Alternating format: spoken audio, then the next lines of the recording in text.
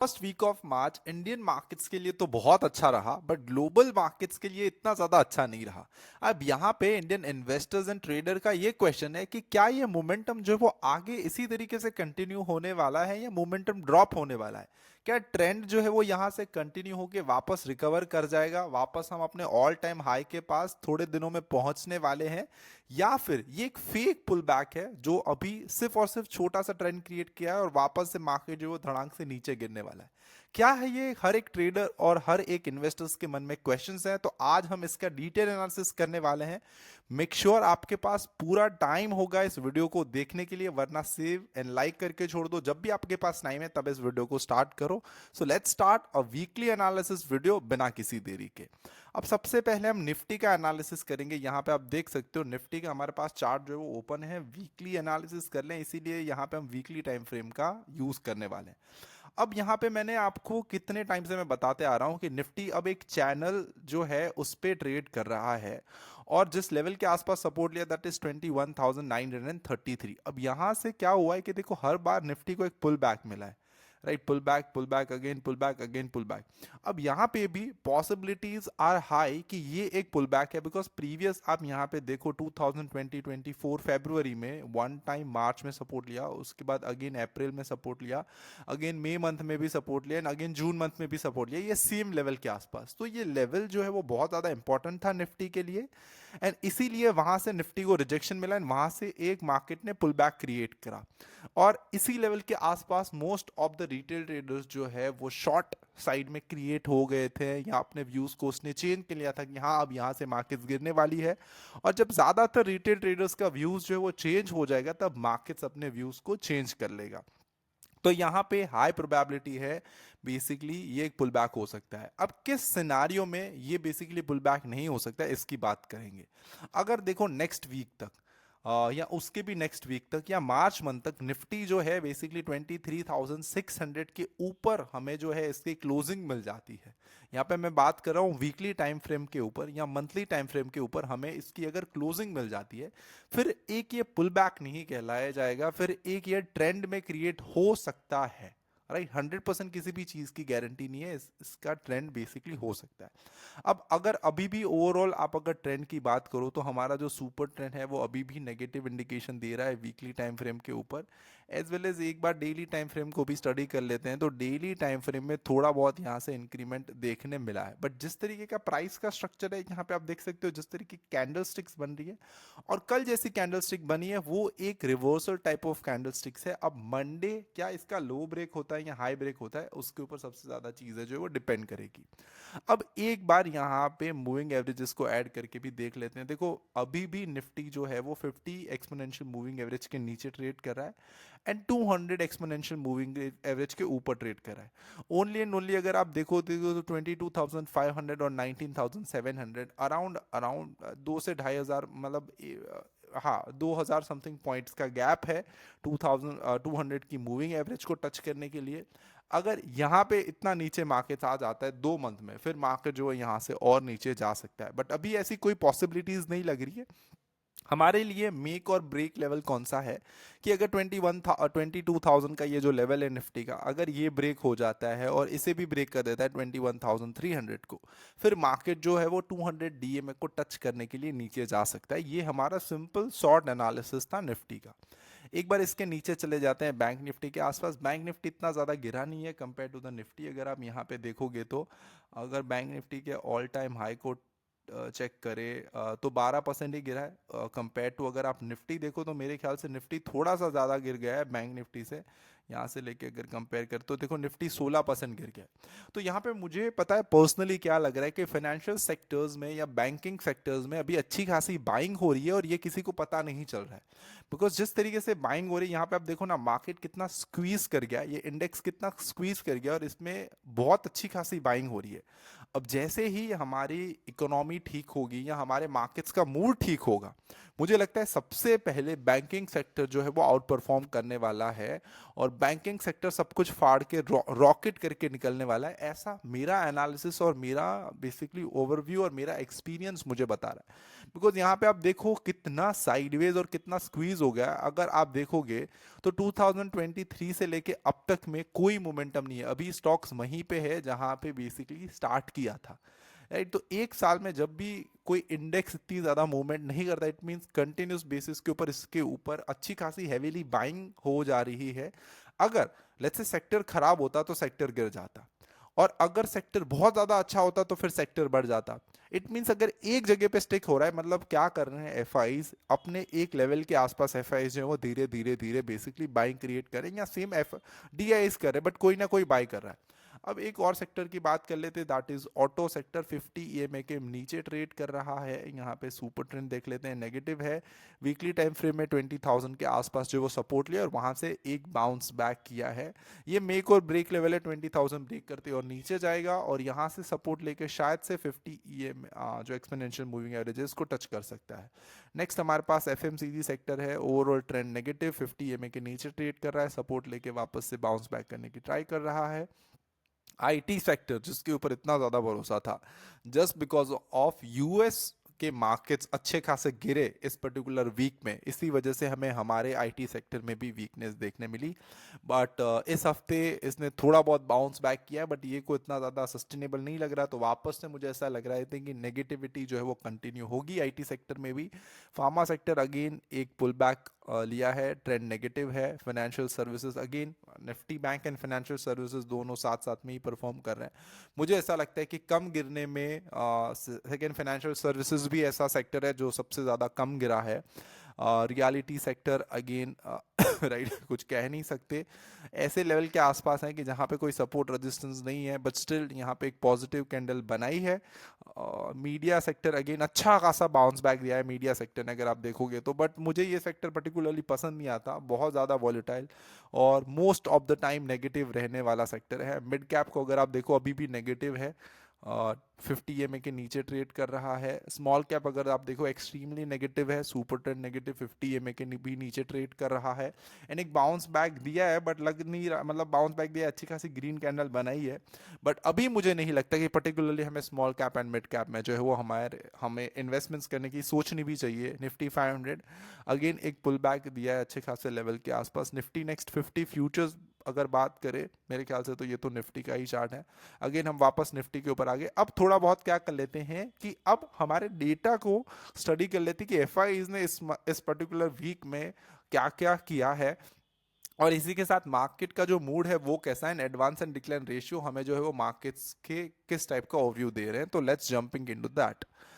अब यहाँ पे अगर आप सबसे पहले हम एफ के डेटा को देखेंगे तो यहाँ पे आप देख सकते हो एफ ने इस पर्टिकुलर, पहले ये डेटा देखो कि जिस टाइम पे हमारा मार्केट्स बहुत अच्छा चल रहा था, देखो यहाँ पे मार्च मंथ में एफ ने 2,000 करोड़ की बाइंग करी, अप्रैल मंथ में 5,000 करोड़, मई मंथ में 27, अगेन जून में 27, उसके बाद 13,000 करोड़, राइट। तो ये पर्टिकुलर मंथ में अगर आप हमारे चार्ट्स को स्टडी करो तो आपको पता चलेगा कि निफ्टी इस टाइम पे कितना अच्छा चला है। तो जो कोई भी ये मानता है कि एफ अगर सेल कर रहे हैं तो कोई फर्क नहीं पड़ता, हमारे पास ये पावर है वो पावर है, आप आपको समझ में नहीं आता कि एफ एक साथ पैसे डालते हैं और आप ब्रांचेस में पैसे डालते हो, राइट। एफ ही वो जो है कि जो मार्केट्स के ट्रेंड को क्रिएट करते हैं। तो यहाँ पे हमारा अगर आप मार्केट स्टडी करो तो देखो एक बार हम हमारे मार्केट्स में देखते हैं कि इस पर्टिकुलर मंथ में जहाँ पे एफ बेसिकली मार्च मंथ और जून मंथ जुलाई मंथ में एफ बेसिकली बाय कर रहे थे, तब हमारा मार्केट्स क्या था। एंड अब यहाँ पे देखो एफ ने बेसिकली सेल करना स्टार्ट कर दिया, तब हमारा मार्केट्स क्या है, सॉरी आई एम सॉरी, वो आई थिंक 23 का डेटा हमने देख लिया था, एक बार देख लेते हैं। हाँ वो 23 का डेटा था, पर 23 में भी अगर आप देखोगे तो हमने पॉजिटिव चीज़ें ही देखी है उस टाइम पे भी, राइट। तो यहाँ से बेसिकली पता चलता है कि एफ की कितनी इंपॉर्टेंस है हमारे मार्केट्स में, यहाँ पे आप देख सकते हो। बाकी रेस्ट 2024 में एफ ने ज़्यादातर जो वो सेलिंग ही करी है। अक्टूबर मंथ की अभी अगर बात करें तो अक्टूबर, नवंबर, दिसंबर, जनवरी एंड फरवरी, इस ये 5 मंथ की अगर आप सेलिंग देखो तो मोर देन 3 लाख करोड़ से ज़्यादा की सेलिंग हो गई है एफ की। अब इसी के साथ इस पर्टिकुलर वीक की बात कर लेते हैं तो 15,000 करोड़ की एफ ने शॉर्टिंग करी है। उसके सामने डी ने 20,000 करोड़ की बेसिकली बाइंग करी हुई है। तो एफ अभी भी नेगेटिव है, डी ने ज़्यादा बाई किया है। मतलब स्टिल थोड़ा सा मार्केट जो ऊपर आया है, कोई इतना ज़्यादा फर्क नहीं पड़ा, बिकॉज एफ ने भी फ्यूचर्स में अपनी पोजीशन क्रिएट करी है। एडवांस एंड डिक्लाइन रेशियो एक बार अच्छी तरीके से स्टडी कर लेते हैं। सबसे पहले 5 डेज पे जाते हैं। निफ्टी 500 का जो है हम एडवांस एंड डिक्लाइन रेशियो जो है वो टेस्ट करेंगे मार्केट कैप वेटेज के हिसाब से। तो यहाँ पे आप देख सकते हो रिलायंस जो है, एसबीआई जो है, मतलब जो स्टॉक्स अच्छे नहीं चले थे प्रीवियस वीक में, वो स्टॉक्स जो है वो इस बारी चलने की ट्राई करी है। हेवी वेट स्टॉक आप रिलायंस भी देख लो, टीसीएस भी देख लो, and most of the stocks जो है वो इस पर्टिकुलर वीक में ग्रीन में रहे हैं। तो that is a very good news for us. तो it means advance and decline ratio जो हमें पॉजिटिव इंडिकेशन दे रहा है। F I is basically negative है, डी आई इज पॉजिटिव है। मार्केट्स का एक बार मूड स्टडी कर लेते हैं तो मार्केट्स का मूड अभी थोड़ा सा ग्रीडी है, मतलब लोग जो है वो बाय कर रहे हैं। डी आई जो है वो बेसिकली ज़्यादा बाय कर रहे हैं compare to the F I. तो मार्केट्स का भी जो मूड है वो बेसिकली ग्रीडी है। अब यहाँ पे एडवांस एंड डिक्लाइन रेशियो देख लेते हैं। तो यहाँ पे आप देख सकते हो कि ये जो है वो मेरे ख्याल से थोड़ा बहुत पास आ रहा है, और अगर नेक्स्ट वीक में भी बाइंग मोमेंटम इतना ही कंटिन्यू रहा तो ये मेरे ख्याल से पॉजिटिव में टर्न हो जाएगा। रेस्ट 50 एंड 200 ईएमए का जो एडवांस एंड डिक्लाइन रेशियो है वो अभी भी बेसिकली नेगेटिव में है।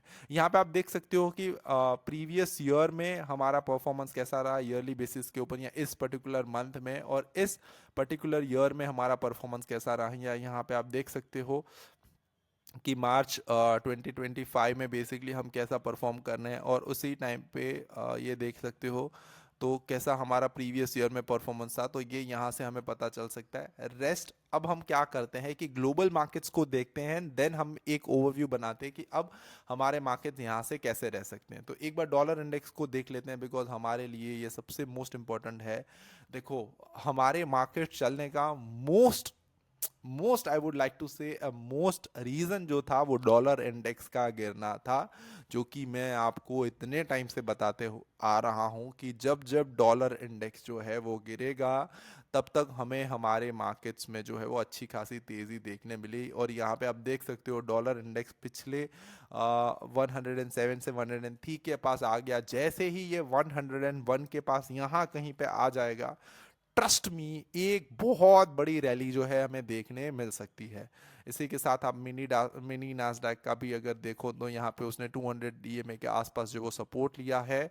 राइट, एक बार ग्लोबल का सारा देख लेते हैं। S&P 500 अच्छा खासा गिरा है, नैस्डैक अच्छा खासा गिरा है, डाउ जोन्स अच्छा खासा गिरा है, इसीलिए हमारा आईटी सेक्टर बेसिकली वीक है।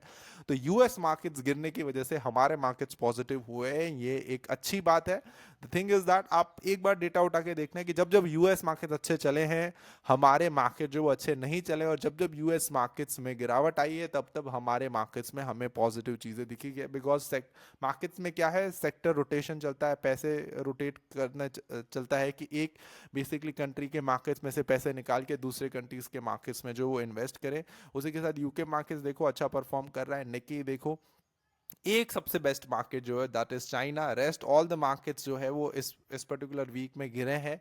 इस पर्टिकुलर वीक में इंडिया जो है वो नंबर 1 पे है, बाकी सारे मार्केट्स गिरे हैं। एक बार गोल्ड एंड कमोडिटीज सारी चीज़ें देख लेते हैं। यहाँ पे आप देख सकते हो गोल्ड जो है वो ऑल टाइम हाई के पास ट्रेड कर रहा है, silver also all time high के पास, क्रूड ऑयल नेगेटिव है, नेचुरल गैस अभी भी पॉजिटिव ट्रेड कर रहा है, कॉपर अभी भी पॉजिटिव एक बड़ी मोमेंटम के लिए रेडी हो रहा है।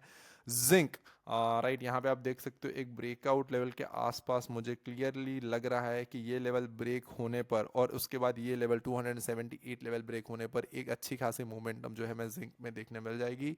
यहाँ पे लीड का वीकली टाइम फ्रेम का डेटा देखें तो एक बड़ी मूवमेंट के लिए ये भी लीड भी जो है वो रेडी हो रहा है। जैसे ही ये लेवल मेरे ख्याल से ब्रेक होगा एक बड़ी मोमेंटम हमें यहाँ पे लीड में भी देखने मिल जाएगी। एज पर द चार्ट ये वोलेटिलिटी कॉन्ट्रैक्शन बना रहा है, इतने टाइम से कंटिन्यूस यहाँ पे बाइंग हो रही है और मार्केट जो है वो पूरा साइडवेज है।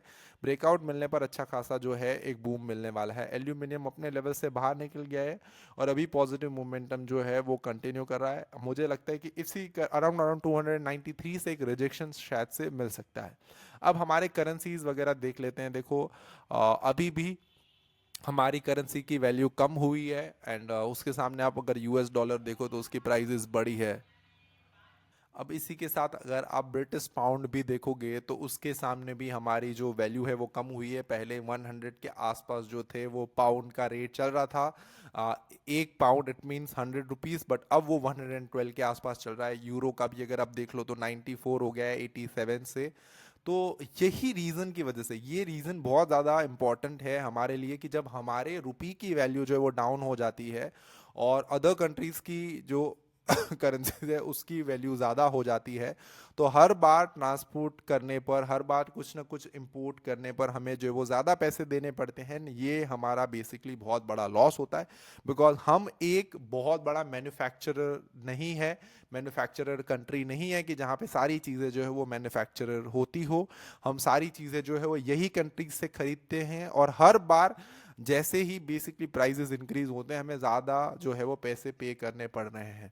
तो यहाँ से बेसिकली ये ओवरव्यू निकला है कि टेक्निकल वाइज अभी भी देखो तो इस पर्टिकुलर वीक में हमारे मार्केट्स पॉजिटिव थे और हैं, बट ओवरऑल ट्रेंड मार्केट का जो है वो नेगेटिव है। एडवांस एंड डिक्लाइन रेशियो जो है वो पॉजिटिव इंडिकेशन दे रहा है। एफ आई अभी भी नेगेटिव है, डी आई अभी भी पॉजिटिव है।